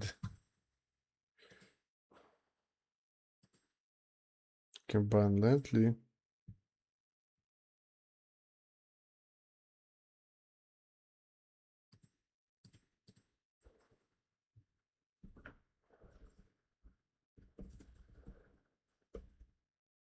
$100 holders bought sold into this pump, then and then shortly buy back in.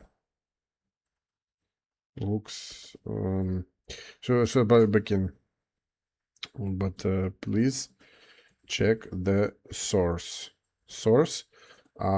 nsn.ai/Eugene. What's this? For yourself. Так, Nansen AI Eugene. Работаешь все, да? Nansen AI/Eugene. Welcome, промокод Eugene. Да.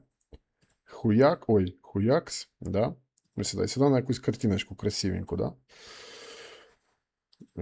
Так, от. І можемо ми сюди скринчик бомбануть. Ось, да? Оце стоп 100 адрес. Можна зробити такий красивенький. От, красивенький. Markup and share. Ми туди ректенглом. Ой. Покажемо якимсь фігуркою, да, допустимо, такою от. Дивіться, от оно. От, ну, це опять-таки. Но, як говориться, довіряй, но verify. Да? Довіряй, но verify. От, ми сюди картиночку забурбелим. От. Tag people. Nansen. От, відмітимо. По красоті всіх поотмічаємо. І в цей твітяру, який-то теж, може, опал, який-то додавить у них там, да, що-то стибзить. Щоб такого стибзить. The decks that hide everything and pays out everything. Ну, звучить круто, давайте. Ось буде. Opal Exchange. The deck that hides the decks that hides save. Так, а що в мене там на екрані? Да, о. Так, хорошо. І ми це сюди теж херачимо, да, так легесенько. Чисто ми так клацаємо сюди. Вставлюнькаємо. Ну, це типа, блін, воно, звісно, виглядить як промо.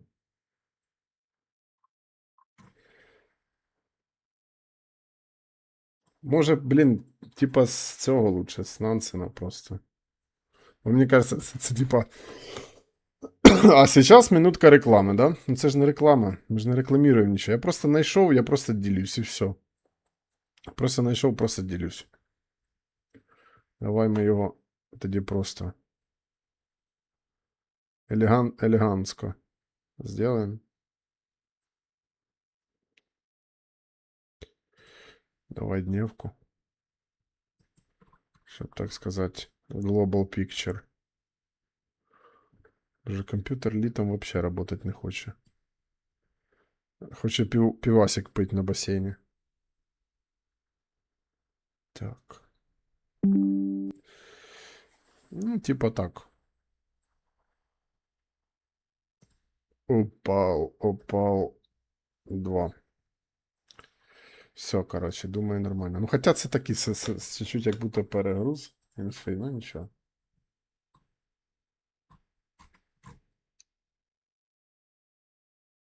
Може оту просто перву картинку, бо теж, блін, щось не хочеться, типу, людей перегружати. Хоча, з другої сторони, воно якби.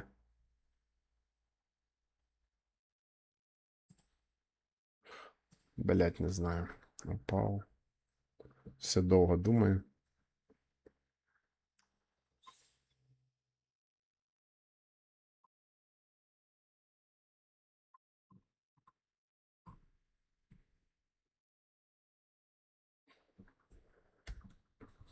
Trade like you're invisible. О, це давай. Їх слоган.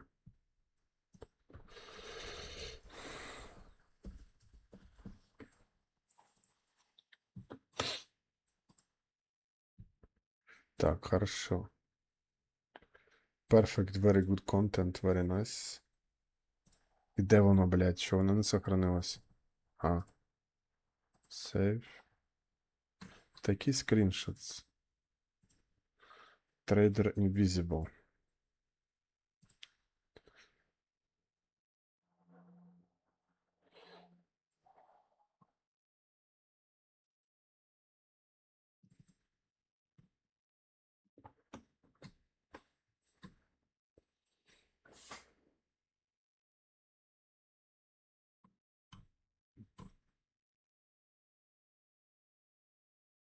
Та це, блядь, в натурі, воно рекламою пахне, блядь, пиздец. Воно пахне рекламою. Надо що-то таке.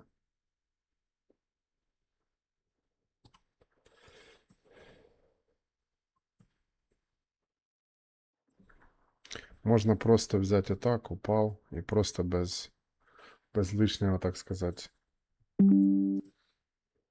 Без лишнього. Holders. Ну да. Можна так. Бо то, типа, блін, слогани з їх сайта, це дійсно продажна якась херня. Типа, упав 3, коротше, все, хватить, хорош.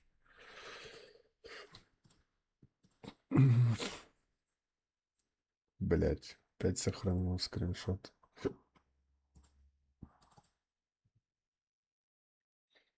Так, people, упал. Упал exchange, давай их тоже клацнем. Description, post all. Все, погнали. Зафигачим постецки.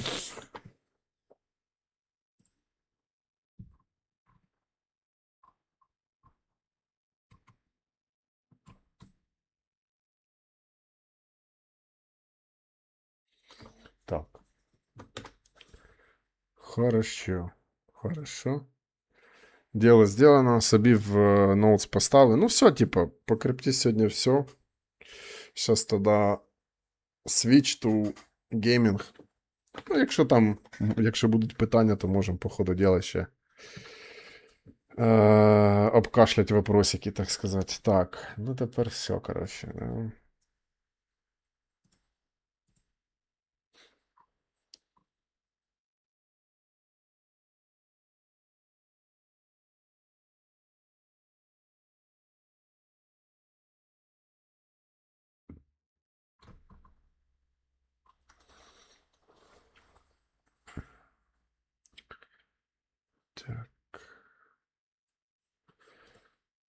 Так. Так.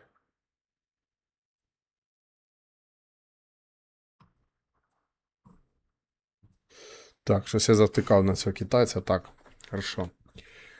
Ой, треба чатик вробити, кстати, бо я так. Зараз буду взагалі втикати. Зараз. Uno momento. Сеньор помідор. Фу, жарко пизда. Просто пизда. Чатикс у нас hide toolbar. І под connecting people. Так, що у нас там? Чатікс. Чатікс. Так, треба тест чатікса зробити. Якщо може хтось зробити тест чатікса, буду благодарен.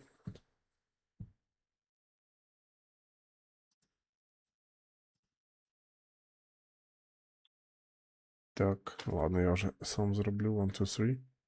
Є все чітко. Гітарчик.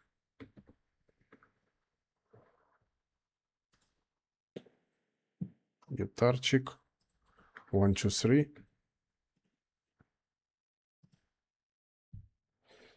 Ютубчик у нас затримкою, але все працює, все окей. Так, зараз, секундочку.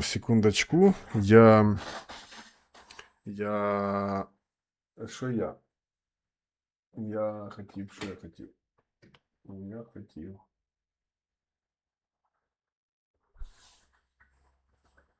Я хотів, наверное, виключити. Хоча ні, зараз буде. Так, лучше буде так. Все, коротше, все нормально.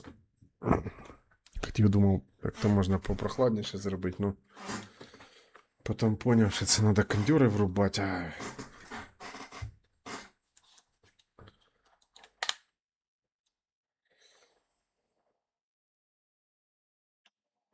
Так, будемо.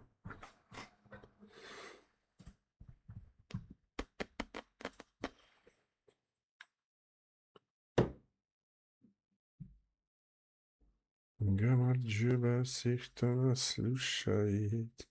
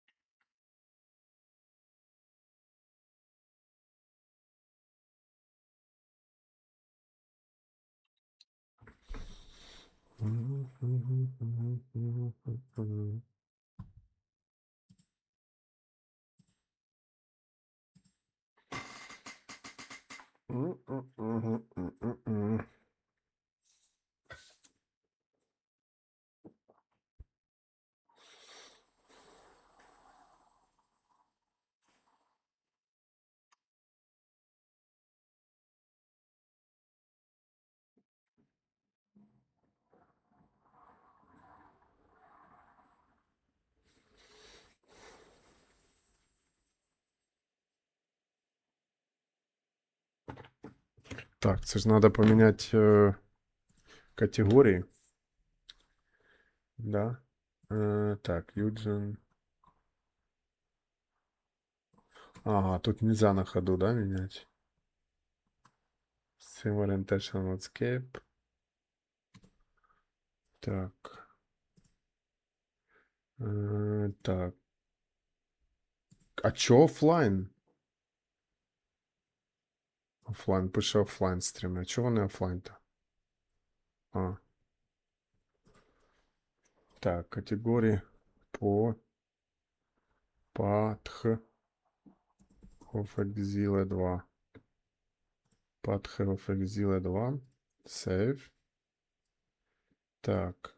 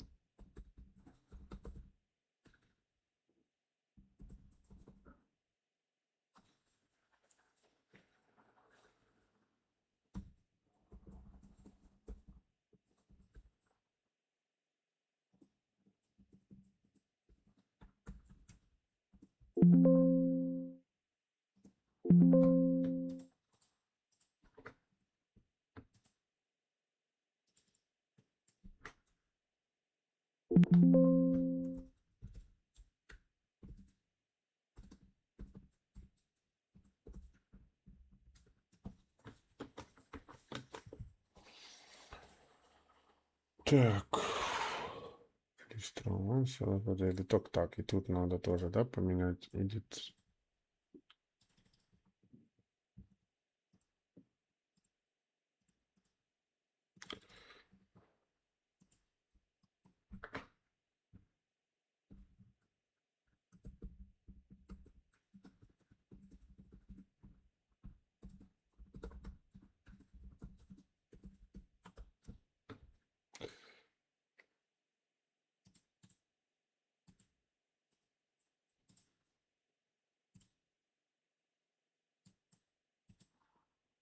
Блять. Штрафоман.